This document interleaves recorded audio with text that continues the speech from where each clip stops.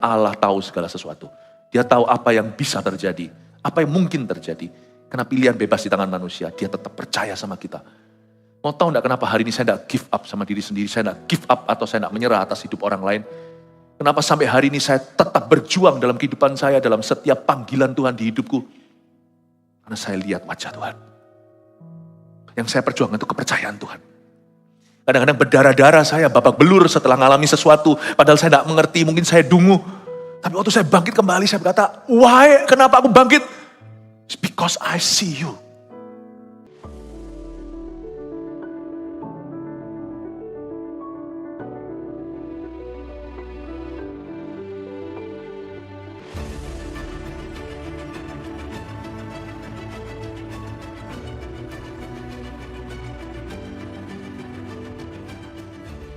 What I love about you is that you are a promise keeper.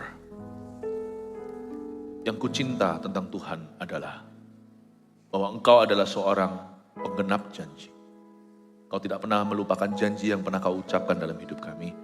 Malah justru engkau yang mengejar kami hingga penggenapan janji. Bukan kami yang seringkali mengingatnya. Terima kasih, engkau bukan hanya berjanji dan menggenapi, engkau juga selalu menjadi gentle reminder atau yang mengingatkan. Sungguh engkau sabar. Kami ini kurang-kurang, engkau itu kemuliaannya bertambah-tambah. Makasih ya Tuhan, engkau banyak sabar pada kami. Kami mau mengikutmu dengan cara yang baik. Tahun ini ajari kami. Dan biarkan kau memakai hamba-Mu untuk menerangkan jalan-jalan-Mu kepada umat yang kau sayangi dan kau pilih. Bapa terima kasih. Sembunyikan hamba di balik salib-Mu. Kami persiapkan diri kami dan hati kami untuk terima firman. Bapa terima kasih. Dalam nama Yesus. Haleluya. Amin. Shalom semua, berikan tepuk tangan untuk Tuhan Yesus. Praise Jesus. Kita akan belajar firman Tuhan. Hari ini saya banyak singgung tentang hubungan pribadi dengan Tuhan Yesus. Saya rasa itu paling tepat untuk kita bicarakan di awal tahun. Karena itu menu khotbah seperti yang tampak di depan Anda. Saya kasih judul besar, hubungan Tuhan, hubungan Nuh dengan Tuhan. Kita bisa belajar banyak dari hubungan seorang nabi di perjanjian lama. Kita sekarang di umum 4 berpegang pada janji Tuhan. Kita buka bersama-sama Kejadian pasal yang ke-9, berpegang pada janji Tuhan. Perjanjian Allah dengan Nuh adalah judul di Alkitab Indonesia kita. Ayat 1-13, nanti saya akan bahas ayat per ayat sesuai dengan dorongan Roh Kudus. Saya baca dulu ayat 1, lalu Allah memberkati Nuh dan anak-anaknya, serta berfirman kepada mereka, beranak cuculah dan bertambah banyaklah, serta penuhilah bumi. Berhenti. Ini seperti deja vu, seperti nostalgia. Kayaknya pernah deh dengar kata-kata ini, persis Adam dan Hawa. Allah tidak menciptakan dunia baru lagi, tapi Tuhan buat sesuatu dari sisa-sisa. Hukuman tiba, manusia jahat lah pokoknya. Setelah dikasih waktu 120 tahun untuk memperhatikan peringatan Allah, mereka tidak bertobat. Kejadian pasal 6 tidak usah dibuka. Tuhan berkata, aku tidak mau tinggal sama manusia lagi. Ya sudahlah, kamu mau mati-mati. Manusia hidupnya akan 120 saja tahunnya. Itu berbicara tentang usia, tapi juga bicara tentang saat-saat ketika dari waktu Tuhan memperingatkan sampai Nuh selesai membangun bahtera lalu air bah. Tuhan itu sudah kasih kesempatan yang cukup untuk kita itu berubah. Jadi jangan pernah berkata, Tuhan kok jahat. Banyak orang kan sekarang melemparkan tuduhan. Kalau Tuhan itu baik, kenapa dia bakar Sodom Gomora? Kalau Tuhan itu kasih, kenapa dia tenggelamkan? Jikalau benar itu terjadi air bah. Banyak orang meragukan Tuhan. Banyak orang juga salah mengerti. Tuhan itu nggak langsung diam-diam menghukummu. Di kebaktian-kebaktian tadi saya jelaskan, dengarkan sendiri. Tuhan itu kalau memukul bumi, Tuhan itu kasih 120 itu tahun. Itu pun masih ditambahin sama Tuhan. Masih ditambahin sama Tuhan 1 minggu. Sudah waktunya jatuh tempo pun Tuhan masih berkata 1, 2, 3, 4, 5, 6, 7. Baru setelah itu tutup pintu. God is so patient. Sifatnya Tuhan itu memberkati. Itulah sebabnya anak-anak Tuhan tidak boleh taruh curiga. Dan anak-anak Tuhan juga tidak boleh perhitungan dengan Allahnya. Baik itu waktu, talenta, uang, kekudusan. Emangnya kalau aku kudus aku dapat apa? Gak boleh. Tuhan kita tuh murah hati, bukan murahan. Makanya di ayat 9 dikatakan lalu Allah memberkati. That is so God, you see. Itu Tuhan banget. Kalau kita itu hidup dihimpit kekhawatiran meskipun hidup kita susah, itu yang tersinggung Allah kita. Lu masa sampai sekarang kamu udah kenal aku sekian tahun masih gak percaya bahwa aku tuh murah hati, bahwa aku tuh maha memberkati, aku tuh suka sharing, aku tuh suka berbagi. Tuhan tuh gak pernah simpan sesuatu untuk dirinya kecuali kemuliaannya. Dia gak bagikan. Karena kita gak bisa tahan kemuliaan. Kalau kita dikasih kemuliaan seperti Tuhan, kita jatuh seperti iblis, menjadi Lucifer nanti. God is so good, you know. Lalu Allah memberkati Nuh. Itu Tuhan banget. Jadi please jangan hidup dalam kekhawatiran. Karena kekhawatiran itu lebih dari khawatir. Kekhawatiran itu tuduhan ke Tuhan. I don't think you're gonna bless me. Atau your blessing is not enough for me. Manusia kan selalu mintanya lebih. Selalu memperhatikan yang dia belum punya. Padahal dia lupa 5 roti 2 ikan yang sudah jadi makan siangnya. Berkatmu tuh gak cukup untuk aku Tuhan. Kalau dibanding-bandingkan tuh selalu. Kalau dibanding-banding kayak apa ya pasti kalah. Nah Tuhan kalau dibanding-bandingkan ya pasti di mata kita dia selalu kalah. Karena kita selalu haus, apalagi yang bisa dikasih Yesus. Tapi kita harus bersyukur pada Tuhan karena karakternya. Pengalaman hidup boleh menunggu, berkat bisa nanti saja. Tapi Allah yang adalah sumber berkat, yang suka memberkati umatnya, itu sifat. Itu dulu syukuri, itu dulu yakini, itu dulu kau aman di hati. Lalu Allah memberkati Nuh. Saya jadi ingat Kejadian pasal 1. Allah memberkati Adam dan Hawa, lalu pasal 2. Because He blesses, He's the greatest blessing in our life. Karena Tuhan adalah berkat terbesar dalam hidup kita. Please jangan hidup dalam ketakutan. Jangan menghina Sang Maha Kuasa. Kalau Yesus aja sudah kau terima di hati, masa Dia izinkan perahumu tenggelam? Kalau Tuhan hidup di dalam dirimu, masa Tuhan akan izinkan Anda jatuh tergeletak? Sekalipun sekarang untuk sementara bisnis Anda terpuruk. Mungkin untuk sementara waktu ada yang sakit. Please tetap yakin dan percaya bahwa Tuhan itu baik. Lalu Allah memberkati Nuh dan anak-anaknya. Serta berfirman kepada mereka. Beranak cuculah dan bertambah banyaklah serta penuhilah bumi. Itulah niat hati Tuhan sejak semula, Adam dan Hawa. Tuhan itu gak pernah mau hukum Sodom dan Gomora. Dan Tuhan tidak pernah mau menghukum bumi dengan air bah. Itu karena terpaksa Tuhan harus lakukan setelah menunggu 120 tahun plus 7 hari. 120 tahun plus 1 minggu. Tuhan menunggu. Akhirnya Tuhan menghukum mereka. Tapi kalau Tuhan itu versi aslinya, Dia itu selalu ingin anak-anaknya diberkati. Dan terlebih lagi itu adalah mimpi ilahi. Bahwa anak-anaknya seperti Anda dan saya menjadi berkat bagi dunia. Jangan taruh curiga lah. Itulah kekristenan juga tidak perlu push, dorong-dorong Tuhan. Berkat itu tidak usah dikejar. Berkat itu sifat Allah, memberkati itu sifat Tuhan. Lalu Allah memberkati Nuh. Ini pasal 9, tadi Anda lewati pasal 8 karena ibadah sebelumnya tidak di sini. Ketika air bah itu turun. Itu bukan sifat asli Tuhan. Itu Tuhan terpaksa lakukan. Karena itu pilihan manusia, karena Allah itu adil juga, jangan lupa Dia bukan hanya kasih. Sifat asli Tuhan muncul lagi seperti Kejadian pasal awal. Lalu Allah memberkati. That's Him. That's my God. Kalau saya bilang berkat, jangan di sini merasa berkat itu mata duitan. Bukan. Berkat itu tidak selalu melulu material. But our God wants our life to be filled with joy. Hidup kita dipenuhi dengan sukacita, damai, sejahtera. Tuhan itu tidak punya maksud celaka. Pasal 9 ini adalah kisah yang indah ketika Tuhan kembali berjanji kepada Nuh. Dan pasal 9 ini dimulai dengan sebuah defisit atau sebuah kekurangan.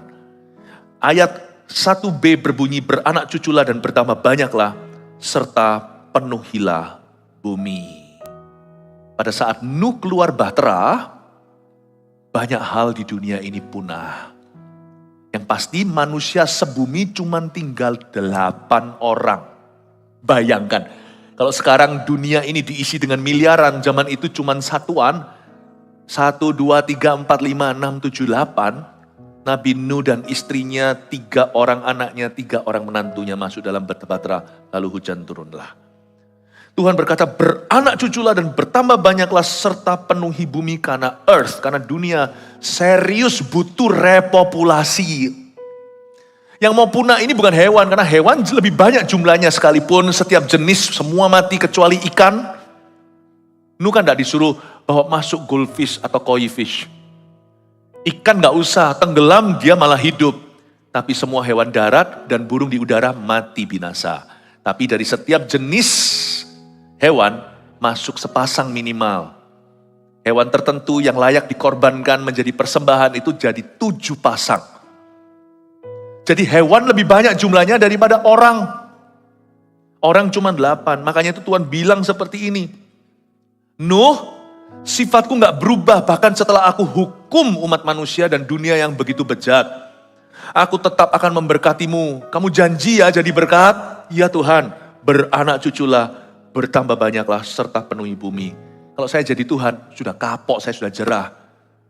Sekali urusan sama manusia, saya sudah trauma. Urusan sama orang, sama Anda dan saya, Tuhan tuh gak untung apa-apa. Saya gak mungkin akan berjanji lagi. Kalau kita kira Tuhan bisa trauma sama kita, Anda salah.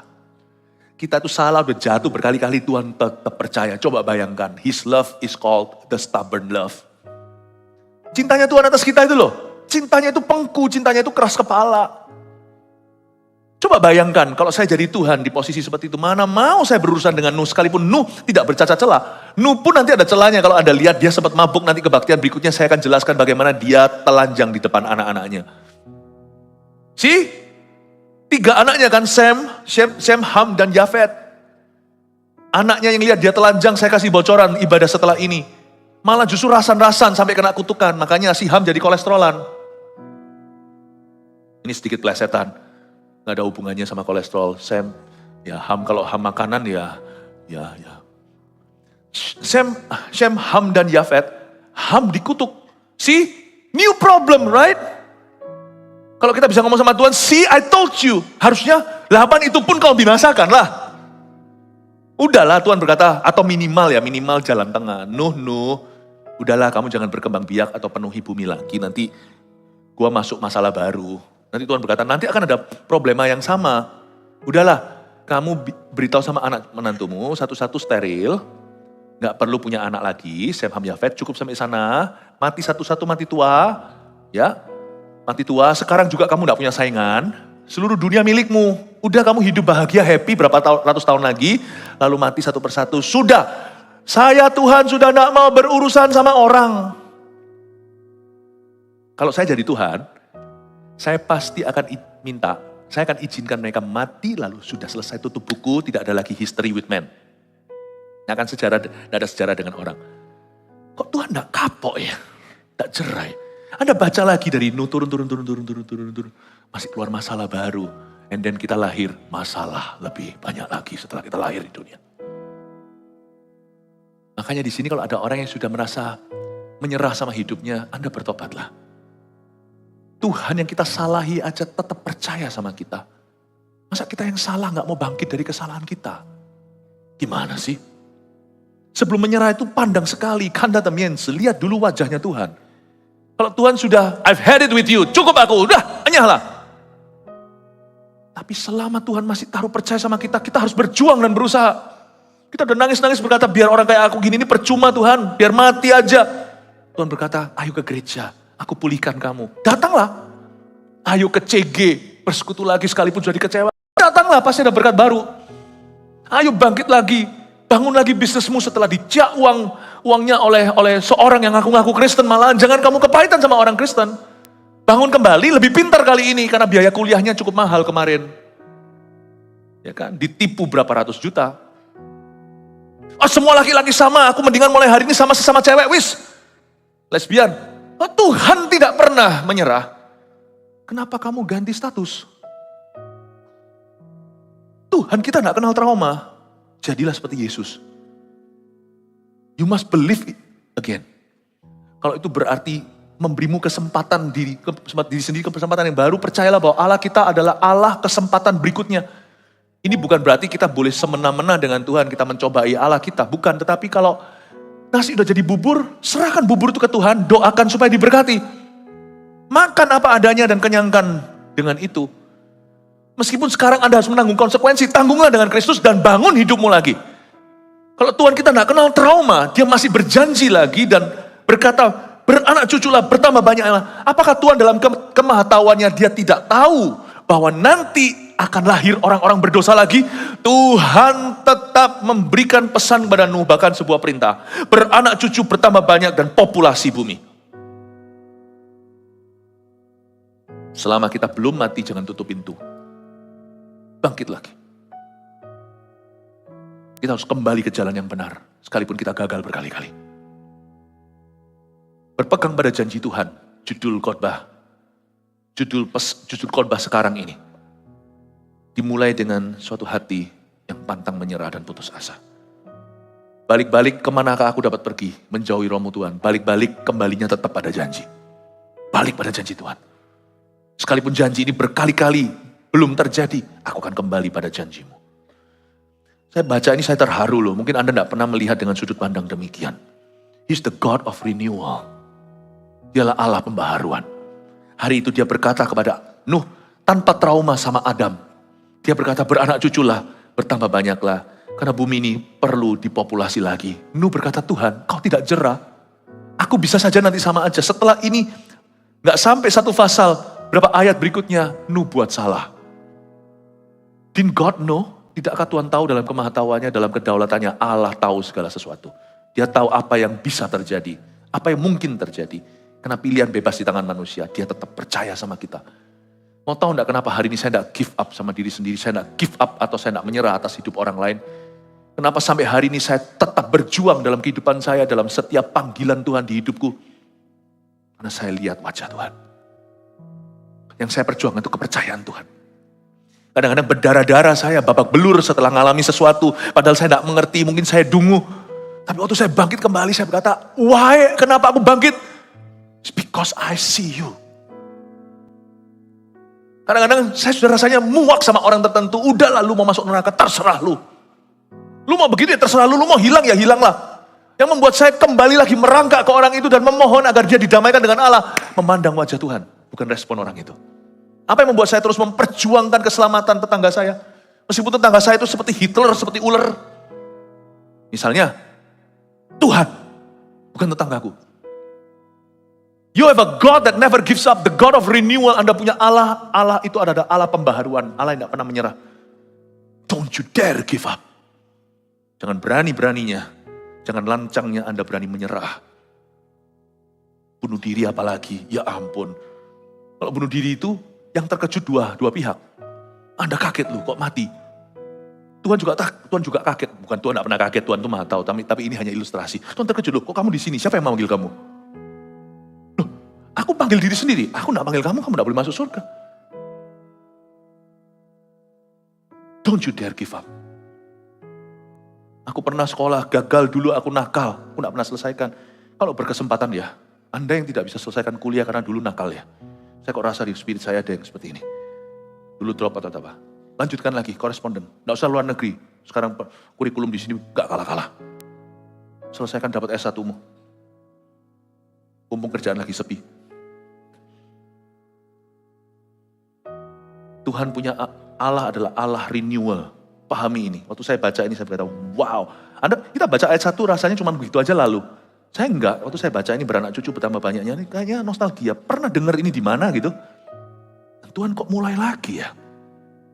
Tuhan itu akan mulai lagi. 7 kali kau jatuh, 7 kali kau bangkit. Ingat ini pesan ini, karena 2024, di tahun pergeseran hebat. Jalan hidupmu tidak akan sempurna, saya janji. Ingat bangkit lagi. Bangkit dari segala keterpurukan. Coba kita lihat ayat 2 sekarang. Akan takut dan akan gentar kepadamu, kata Tuhan. Tuhan memberi perjanjian. Segala binatang di bumi dan segala burung di udara. Segala yang bergerak di muka bumi dan segala ikan di laut. Ke dalam tanganmu lah semuanya itu diserahkan. Coba pahami. Akan takut dan gentar kepadamu. Tuhan bilang sama Nuh. Karena Nuh sekarang menjadi minoritas. Kalau Anda pergi ke Australia, lebih banyak kanguru daripada manusia. Waktu pergi kalau ke Selandia Baru, lebih banyak yang namanya domba kambing daripada orang. Nah kalau domba kambing gak apa-apa. Lucu mereka jinak. Tapi kalau yang di Bahtera Nuh itu semua binatang buas. Dan Anda bukan mayoritas. Akan takut dan akan gentar kepadamu, kata Tuhan. Segala binatang di bumi dan segala burung di udara. Ingat ya, binatang di bumi, macan, serigala. Segala burung di udara, burung gagak yang kecil, merpati yang jinak, sampai burung elang predatornya. Segala yang bergerak di muka bumi dan segala ikan di laut pun yang tidak ikut di bahtera, tapi berenang-renang dengan bebasnya hari itu, mereka punya swimming pool yang luas.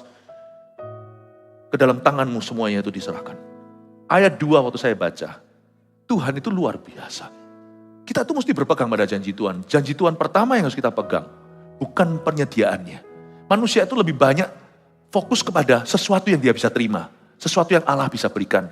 Have you forgotten, apakah Anda lupa, Anda hari ini bisa lolos dan lulus 2023 dengan segala suka, duka, up and down-nya. Ini karena Tuhan melindungimu, bisa ada di 2024. Sadarkah Anda? Bahwa sekalipun Anda tidak memperoleh segala sesuatu yang Anda dambakan, yang Anda doakan belum semua terjawab, angan-angan Anda belum tercapai, cita-cita juga, tapi Anda bisa lulus tahun lalu hingga hari ini. Jemaat terkasih, sadarkah Anda bahwa itu semua adalah perlindungan ilahi? It is divine protection. Saya baru ketemu beberapa jemaat yang berlibur ke sini sana, ada juga yang berliburnya kebetulan di Jepang dan lolos persis. Ada 2 jemaat, 1 jemaat Jakarta, 1 lagi jemaat di Surabaya. Yang Surabaya ke Jepang, ada cerita ke saya soalnya, jadi itu kesaksian. Pesawatnya itu pas sebelum atau sesudah yang tabrakan di Tokyo itu. Saya tidak berkata yang tabrakan itu tidak dilindungi Tuhan, tentunya juga ada anak Tuhan, ada banyak misteri dalam kehidupan. Cuman saya juga tidak sangkali kalau orang diluputkan itu juga Tuhan. Satu lagi jemaat yang di Jakarta tadi itu persis keluar dari mana itu yang gempa kemarin di Jepang. Pas keluar gempa itu tiba. Kalau enggak dia pasti nggak bisa keluar karena jalan-jalan tertutup semua. Jadi ada banyak berkat itu tidak bisa dihitung materi. Gue dapat apa?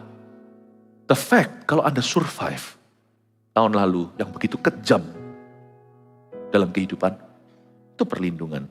Tahukah Anda, faktanya Nuh mungkin belum melihat semua mujizat, tetapi dia nggak dimakan sama hewan-hewan di dalam bahtera. Itu something banget loh.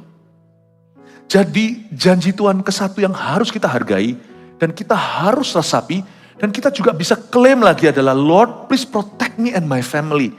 Namanya janji perlindungan. Karena perlindungan Tuhan itu seringkali datang dulu dan datang setelah pemeliharaannya. Protection, God's protection always precedes and proceeds. Ya, bahasa Inggrisnya ya, mengikuti atau mendahului dan mendahului His provision. Perlu mikir sedikit ya, sore-sore gak apa-apa ya. His protection. Coba saya bayangkan, manusia itu punya favor luar biasa. Akan takut kepadamu, kata Tuhan pada Nuh, segala loh, yaitu berarti semua binatang di bumi. Pernah lihat pawang macan? Itu macan kalau tiba-tiba, Tuhan punya tangan, meskipun pawang macan itu, pelatih macan maksudnya, itu dia bukan orang Kristen atau anak Tuhan, tapi Tuhan itu tetap taruh gambar dan rupa Allah pada manusia. Manusia itu punya kelihayan dan keahlian, saya tidak tahu dari mana. Skillmu lah, teorinya itu nggak tentu. Ada namanya dog whisperer lah, apalah, itu juga bakat alam sih. Itu talenta. Buktinya saya kaget, saya punya anjing kecil. Ya, saya ngomong, anjing besar saya nurut sama saya mungkin lebih hoki sama anjing besar daripada anjing kecil. Anjing kecil kelihatan saya itu mau main. Tapi sama anak saya, ya, sama anak saya yang pertama, Vanessa, anjing kami yang kecil itu bisa, no, dia nurut. Kalau no, saya no, dia malah loncat.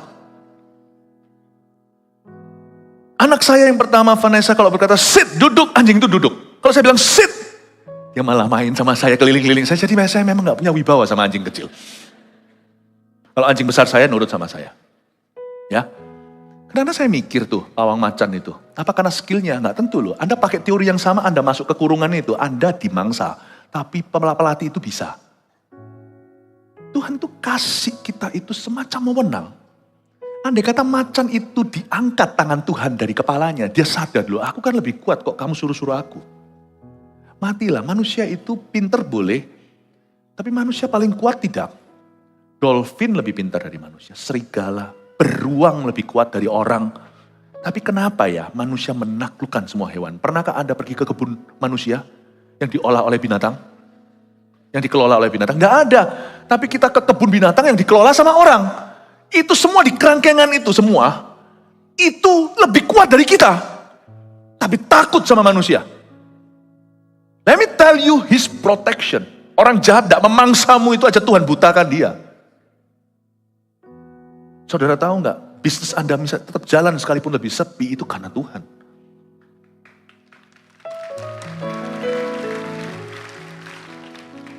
Anda melihat pitbulls sama pelatihnya, wah tunduk. Bulbul dalam hatiku. Andai kau tahu dia kalau kamu gigit dia gak bisa bertahan. Dia bukan lawanmu. Andai kata pitbull sadar, loh aku kan lebih ganas.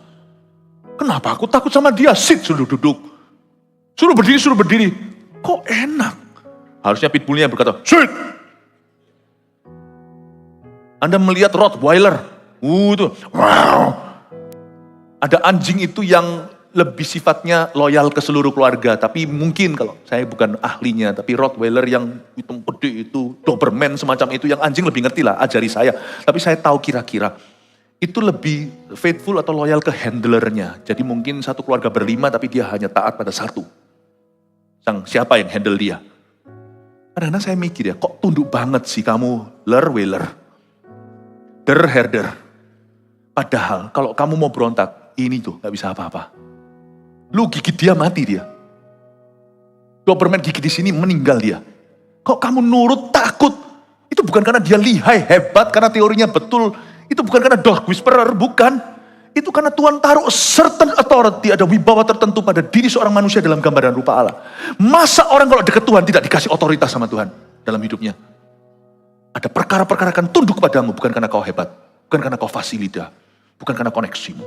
Ada hal-hal yang Tuhan taklukkan, tapi tidak segala kuasa ditaklukkan ke satu orang. Hanya Yesus segala kuasa di bawah kakinya. Tapi Yesus membagikan otoritas pada kita. Oh, berikan tepuk tangan untuk Tuhan dulu. Yang saya hendak katakan adalah, akan ada customer kalau Anda bekerja misalnya punya toko yang Anda tidak bisa punya teorinya. Kenapa dia kok tidak mampir toko sebelah? Tuhan memberikan otoritas. Dan otoritas itu meningkat ketika Anda dekat dengan Tuhan. Sadar gak Anda? Saya ingin Anda untuk mengerti bahwa janji Tuhan itu nyata. Tapi jangan kau kejar janji itu. Kejarlah pengejar pemberi janjinya. Dekatkan dirimu dengan Tuhan. Dan Anda akan memahami dominion. Dominasi apa yang Allah izinkan di hidupmu. Itu menjadi hak dan milikmu. Dan itu akan Tuhan genapi. Yang pasti iri membocorkan kasih karunia. Kita iri dengan otoritas yang orang lain punya. Kemujuran yang mereka miliki. Berkat-berkat mereka. Ngapain sih iri? Dunia ini luas. Tuhan suruh sama Adam dan Hawa, lalu mereka gagal, nanti keturunannya Nuh sekarang diberitahu, kamu taklukkan seluruh bumi. Setiap kita itu pasti ada wewenang dan itu tidak tergantung harta jasmani kita. Tidak tergantung status ekonomi dan sosial kita. Temukan otoritasmu, gunakan wewenangmu dengan benar. Serahkan hidupmu pada Yesus dan perbuatanmu, maka akan terlaksana rencanamu. Dan Anda akan melihat, perkara-perkara yang selama ini tidak bisa Anda kuasai, satu-satu akan Tuhan taklukkan. Doamu akan dijawab. Tahun 2024, pergeseran yang terjadi, yang tidak suka sama Anda tiba-tiba jadi teman. Orang-orang yang selama ini menghalangi tiba-tiba mereka akan buka jalan. Orang kalau dekat Tuhan itu terjadi banyak keajaiban. Karena janji Tuhan diberitahukan kepada orang-orang yang bergaul karib dan akrab dengannya. Kuncinya itu adalah mendekat pada Sang Pemberi Janji. Akan takut, akan gentar kepadamu semua binatang di bumi. Segala yang bergerak di muka bumi dan segala ikan di laut. Coba lihat ayat 3, segala yang bergerak yang hidup akan menjadi makananmu. Nah ini, bagi seorang yang vegetarian ini, dia nggak suka ayat ini. Tetapi bagi orang-orang yang pemakan daging, ini pertama kali sepanjang sejarah ciptaan, karnivora diizinkan. Makan daging, tidak lagi cacai.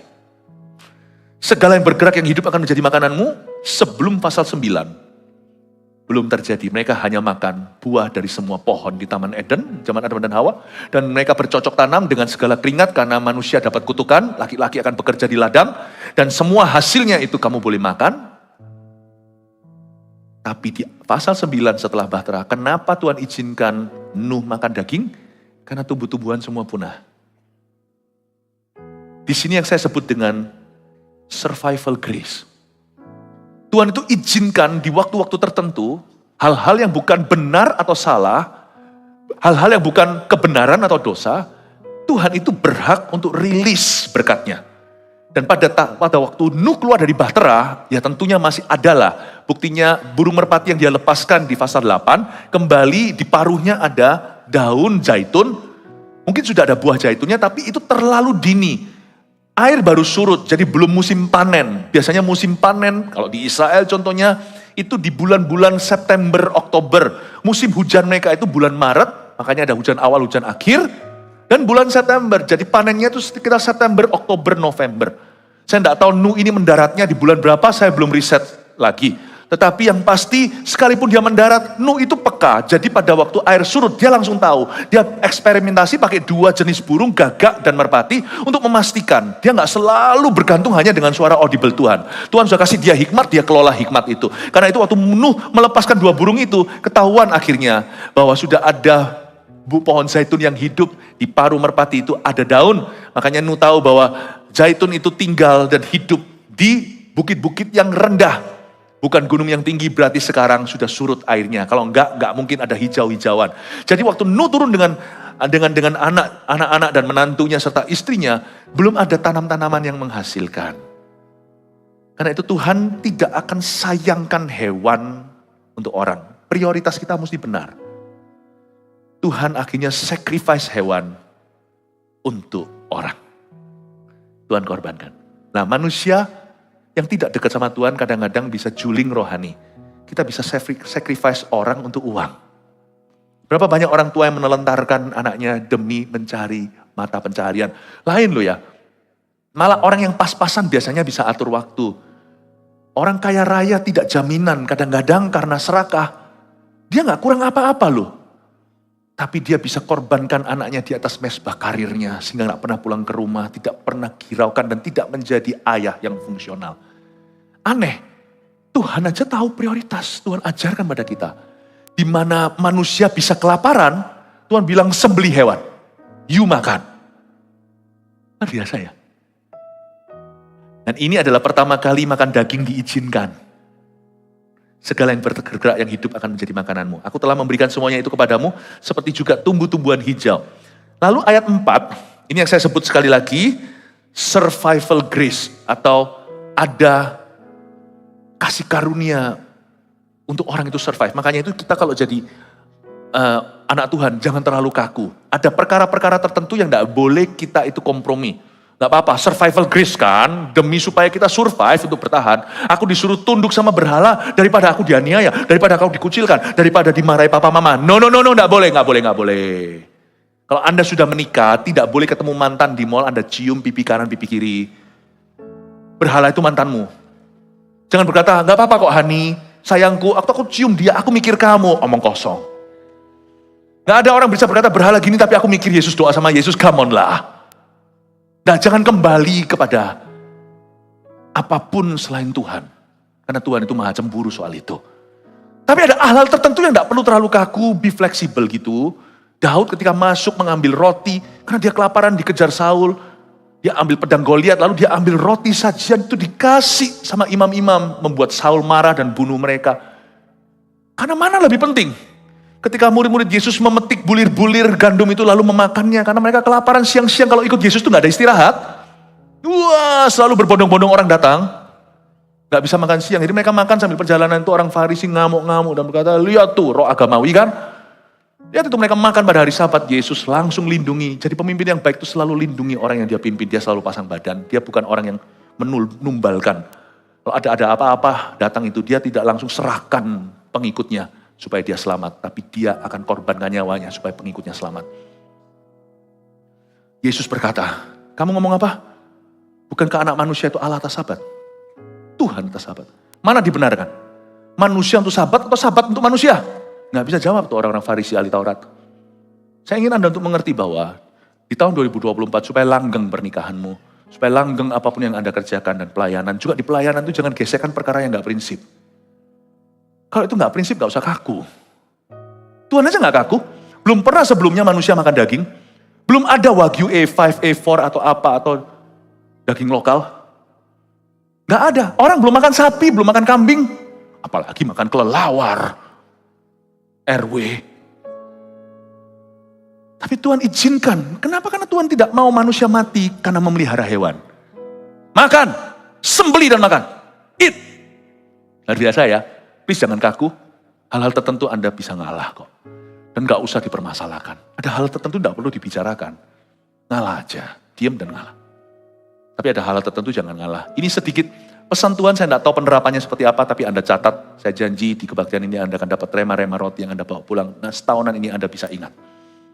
Segala yang bergerak yang hidup, kamu makan. Lalu ayat 4, hanya daging yang masih ada nyawanya, yakni darahnya janganlah kamu makan. Nah, disinilah saya sebut sebagai the limit of grace. Kasih karunia itu tidak boleh jadi keserakahan. Apa yang mulai dengan daging, jangan dengan roh, jangan berakhir dengan daging. Janganlah jadikan dan ubahkan yang namanya kasih karunia menjadi serakah. Grace, the grace of God has limit. Ada batas. Dan limitnya adalah, kamu boleh makan daging, segala yang bergerak kamu makan, cuma nanti sebelum kamu sembeli kamu cek. Ya, kamu cek. Kamu ceklah pakai common sense, pakai pengetahuan. Mana lebih enak sapi atau kerbau. Kerbau yang berotot itu nanti gigimu putus. Makan semuanya bisa, tapi apakah semuanya itu baik bagimu? Kamu lihatlah kira-kira Tuhan memberimu hikmat. Tapi ada batasnya. Daging yang masih ada nyawanya, yakni darahnya, jangan kamu makan. The limit of grace, ada batas kasih karunia. Blood is life. Gini loh, saya sih nggak foodie ya, artinya kecuali kalau saya akan makan yang aneh-aneh, saya nih akan makan yang aneh-aneh. Saya diajak pernah sekali katanya waktu di luar negeri diajak, ayo kamu mau makan nggak kera yang dipotong sininya masih hidup gitu, lalu kita sama-sama ambil otaknya makan. Ya nggak tahu, kalau Anda pernah makan bukan berarti Anda akan masuk neraka, bukan. Anda pernah makan itu ya nggak apa-apa. Tapi saya itu nggak hidup untuk makan, paham maksud saya? Saya itu makan untuk hidup. Kalau kita punya tujuan itu kita nggak akan fanatik nyari-nyari, tidak ada judgement, tidak ada penghakiman. Kalau Anda mau coba yang aneh-aneh, monggo silakan. Cuman mesti harus kau batasi lah. Harus ada batasnya lah. Toh semua ke perut dan akhirnya keluar ke jamban. Dagingnya masih ada nyawanya. Come on lah, kira-kira saya sih akan makan yang aneh-aneh. Kalau sapi punah, kalau ayam tidak ada, orang Kristen jadi B2 juga bisa, babi. Kalau ini semua sudah nggak ada, nah saya mulai makan yang aneh-aneh. Tikus kucing pun tak makan. Tapi sebelum itu semua punah, saya rasa saya mawas diri aja kalau soal makanan. Tahun 2024, jangan terpukau dengan makanan. Ingatlah bahwa kau dan aku hidup oleh firman dan janjinya. Jadi kita bukan hidup untuk makan. Makan untuk hidup. Dan kalau Anda makan dengan pemuka-pemuka, dengan pejabat-pejabat, taruh pisau di lehermu. Jangan serakah, makan dulu di rumah, 50% sudah kenyang.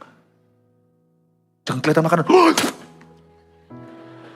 Kapan lagi gua bisa makan?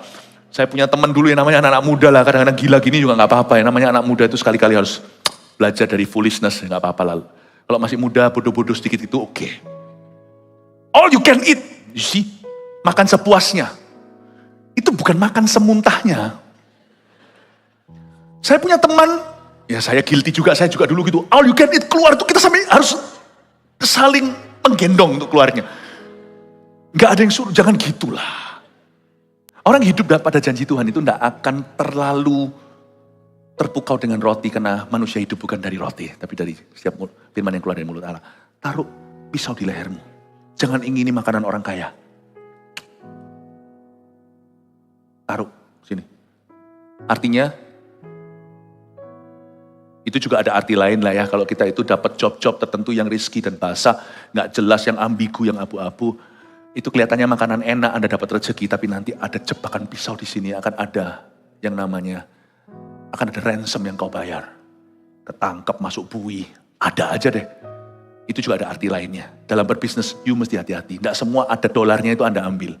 Karena itu ada pisau di lehermu. Tapi itu juga bicara soal inilah. Janji Tuhan itu. Ya, ini kita belajar sesuatu, hanya daging yang masih ada nyawanya.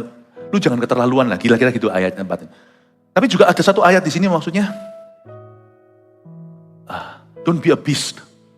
Dalam menggunakan mentang-mentang kita dapat asuransi dari Tuhan, artinya mentang-mentang kita itu dapat janji, jangan dihabisi gitu loh. Janji itu jangan dihabisi. Orang yang sekarang menghabiskan semua favornya dari orang lain, nanti suatu hari dia menua, tidak ada orang lagi percaya dan memberi dia kesempatan. Saya minta tolong sama orang ngambilkan sesuatu, kalau saya masih punya tangan, saya berdiri ambil sendiri.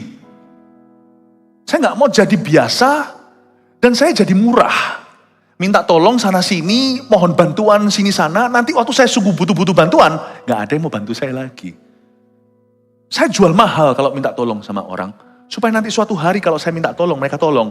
Dan kalau saya nggak perlu minta tolong, minimal kalau anak saya perlu pertolongan, mereka akan menolongnya kalau saya mati.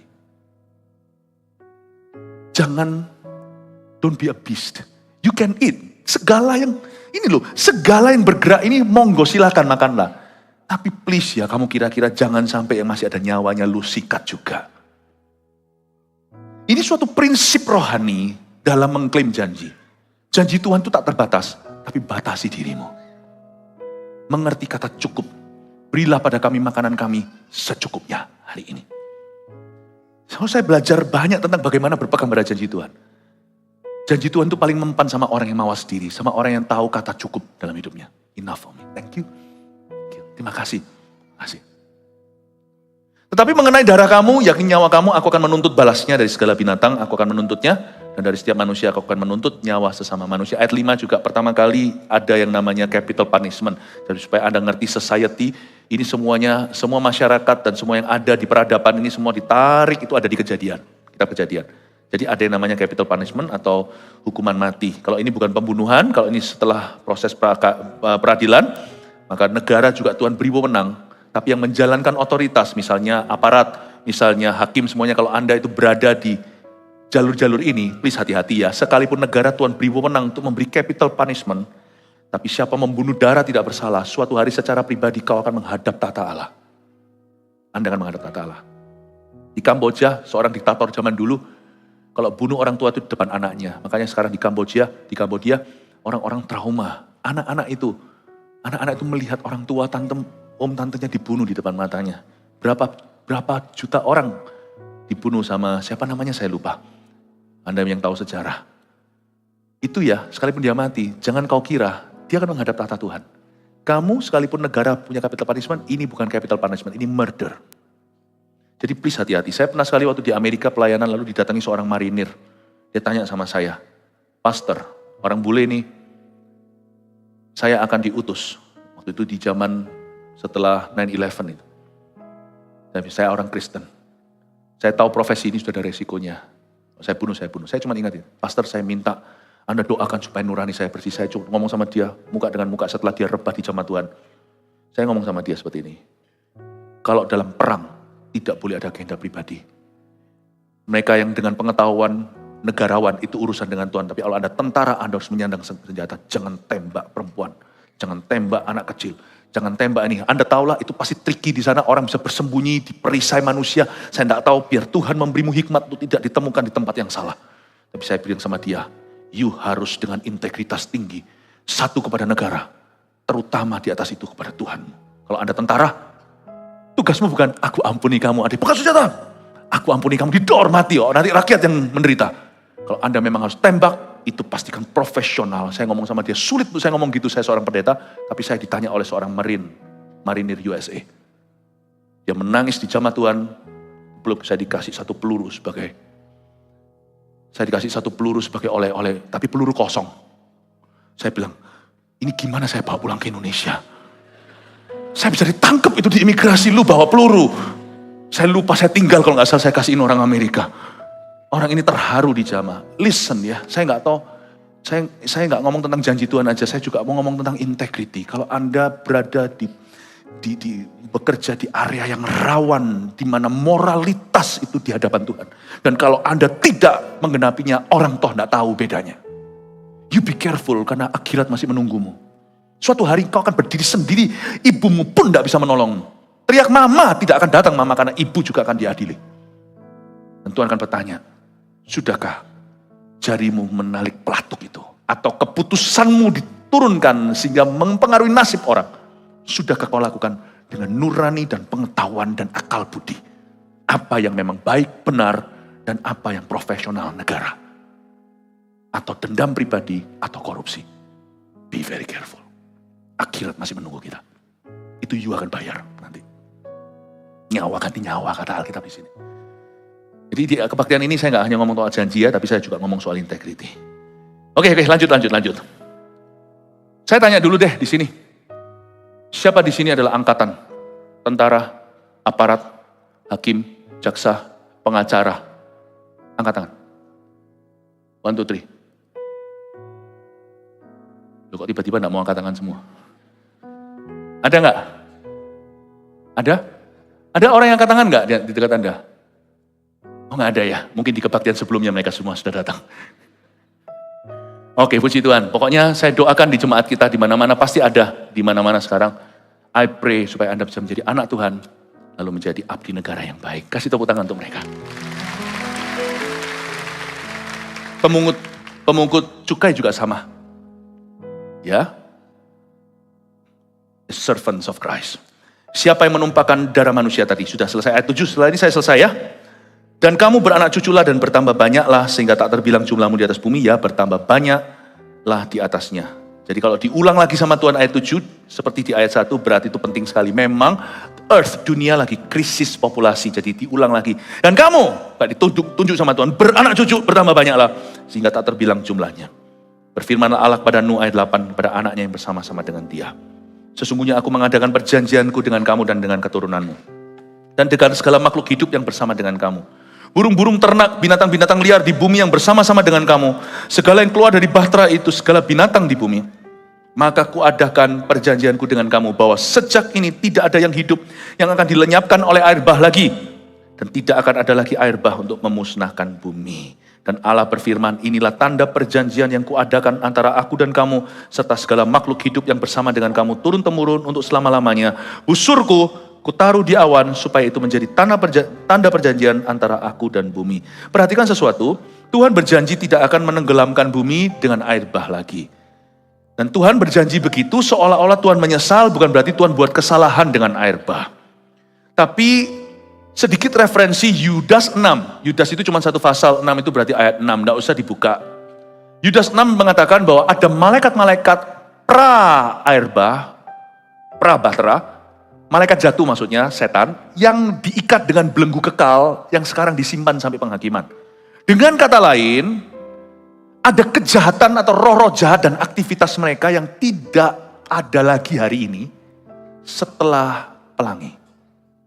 Paham ya? Kalau Anda baca itu berarti kejahatan dunia hari ini, kejahatan baru, tidak ada urusannya sama zaman Nuh. Makanya Tuhan berkata, aku tidak akan tenggelamkan kamu dengan air bah. Tuhan ambil yang menjadi akar permasalahannya. Di dalam alam roh ada setan-setan tertentu yang dulu eksis di zaman purbakala, sekarang diikat. Jadi pencobaan yang kau alami dan aku alami tidak melebihi kekuatan kita. Jadi diikat sama Tuhan. Yudas 6. Dan selain itu, jadi nanti ini bumi akan diadili akhirat lewat apa? Bukan air bah. Tapi setelah tahta putih kedatangan Tuhan kedua kali, lewat api. Karena kejahatan dunia sekarang ini baru grace. Gak ada hubungannya turun-temurun dari Nuh, ini pilihan pribadi. Jadi di sini kita lihat, sekalipun setiap generasi ada orang selamat, betul sekali kata Yesus, sempitlah jalan ke sorga, lebih banyak yang binasa. Paham ya? Karena manusia setelah berkembang biak sekarang jadi berapa di seluruh dunia? 8, 9 miliar, saya tidak tahu, saya belum lihat statistik terakhir. Semua ini membuat keputusan baru untuk berdosa baru kepada Tuhan Yesus. Pada Allah pencipta mereka. Jadi today, if you sin, don't blame your parents. Don't blame your buyut. Kok buyut apa ya? Moyang. Jangan salahkan orang. Kenapa nanti bumi ini akan diuji dengan api, bahkan diadili dengan api kekal suatu hari? Karena yang dulu sudah babak satu sudah selesai dengan Tuhan. Ini babak baru. Manusia membuat dosa baru grace dan fresh. Memang betul menurut saya zaman sekarang jauh lebih indah. Meskipun tetap rusak di seluruh dunia. Karena ada setan tertentu yang ditahan sama Tuhan. Dan malaikat jatuh tidak sebanyak seperti zaman dulu. Saya tidak tahu, tapi saya baca dari 1 ayat, 2 ayat tersebut dari Yudas, saya mengambil kesimpulan bahwa Tuhan mengikat beberapa roh-roh jahat dan tidak pernah beraktivitas lagi. Dan mereka menunggu penghakiman terakhir. Kenapa Tuhan tidak ikat semua? Ya kenapa kita tidak jadi Pinocchio sekalian? Ada tidak adanya setan itu tidak ada pengaruh buat kita kok kalau kita taat pada Tuhan. Kalau kita pegang janji Tuhan itu tidak mempan. Ya. Jadi sudahlah, singkirkan yang namanya setan dulu, perhatikan pilihan pribadimu. Jangan membuat dosa baru.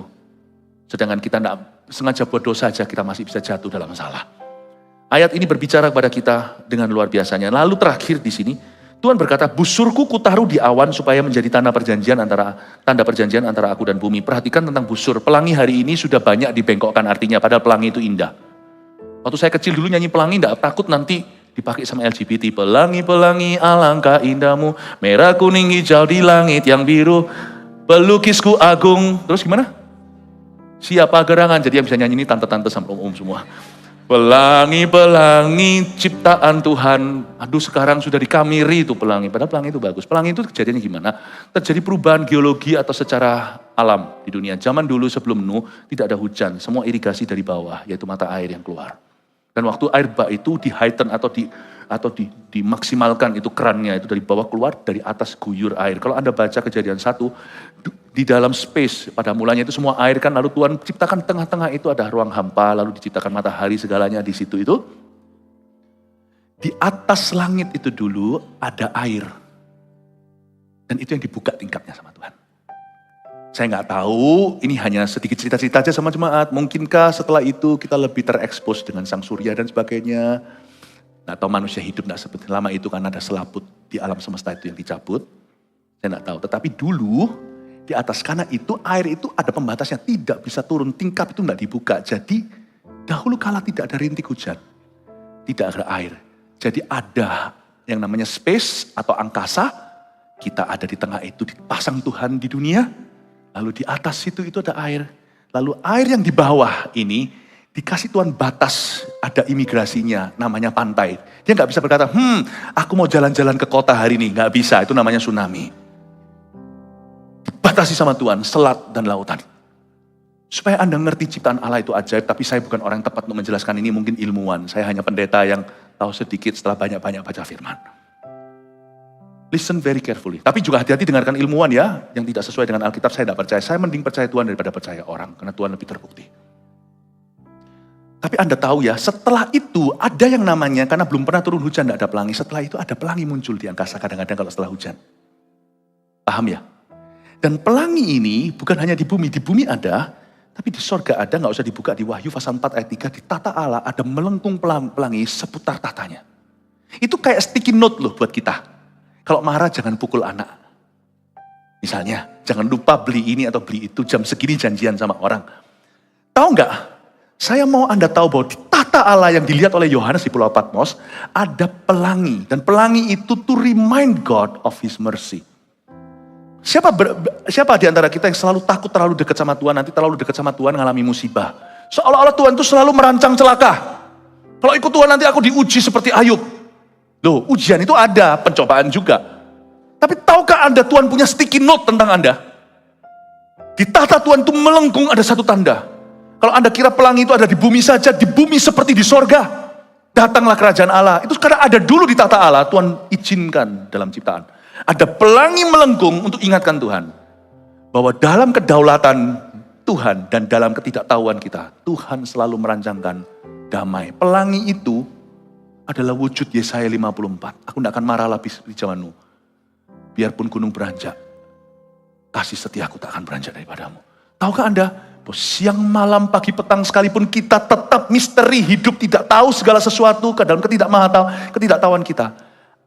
Allah itu merancangkan sesuatu yang damai untuk hidup kita.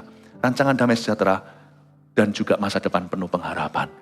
Karena itu kalau kita berharap pada janji Tuhan, jangan taruh curiga. Pelangi itu ingatkan bahwa Tuhan tidak niat to destroy you. Tuhan tidak niat untuk menghancurkanmu. Apalagi pernikahan, Tuhan membenci perceraian.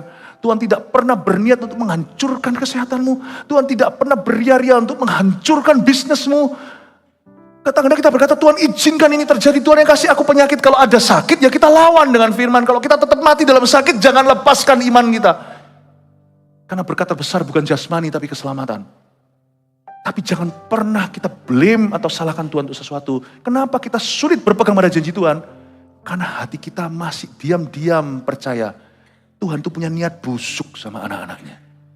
Dengan atas nama apa? Atas nama untuk menguji iman kita. Jangan punya pikiran seperti itu pikiran setan. Kalau kita mengalami sesuatu yang busuk, ya kita hadapilah, kita lawan. Kita tabah di dalamnya. Kita mengharap mujizat, sampai mati mujizat tak terjadi, saya tetap percaya. Seperti Habil yang berteriak dari tanah darahnya. Itulah sebabnya berpegang pada janji Tuhan, tidak boleh taruh rasa curiga. Ingatlah setiap kali Anda mau mencurigai kedaulatan Allah. Ingatlah di tata Tuhan melengkung pelangi, mengingatkan perjanjian damai dengan Nuh dan dengan kita semua. God has only peace on his mind for you. Hanya ada damai sejahtera dalam pikirannya untuk Anda. Kasih tepuk tangan untuk Tuhan. 3 poin ini sebagai reminder apa yang kita pelajari. 1, berpegang pada janji Tuhan itu harus berani pegang perkataan Tuhan. Ya, berani pegang perkataan Tuhan. Kalau Tuhan ngomong percaya. Seperti Nuh, dia percaya kepada Tuhannya. Waktu dia pegang kuda pertama kali, saya bisa bayangkan. Tuhan, kau berkata bahwa kuda ini akan takut sama aku. Kenapa kuda akhirnya jadi tunggangan? Waktu ditunggangi, kuda itu nurut. Nuh tinggal percaya, akan kubuat takut semua hewan-hewan di bumi itu. Kita harus percaya kalau Tuhan ngomong sesuatu, Tuhan tanggung jawab. 2, tahu batasnya dan jangan serakah. Berpegang pada janji Tuhan itu, Anda juga harus tahu batas-batasnya. Jangan pakai alasan Tuhan berjanji, lalu kita hidup di luar kendali. 3, percaya Tuhan itu mesti tanpa rasa curiga. Lakukan ini ketiganya. Saya percaya inilah cara kita berpegang pada janji Tuhan di tahun 2024. God bless you. Mari kita semuanya bangkit berdiri.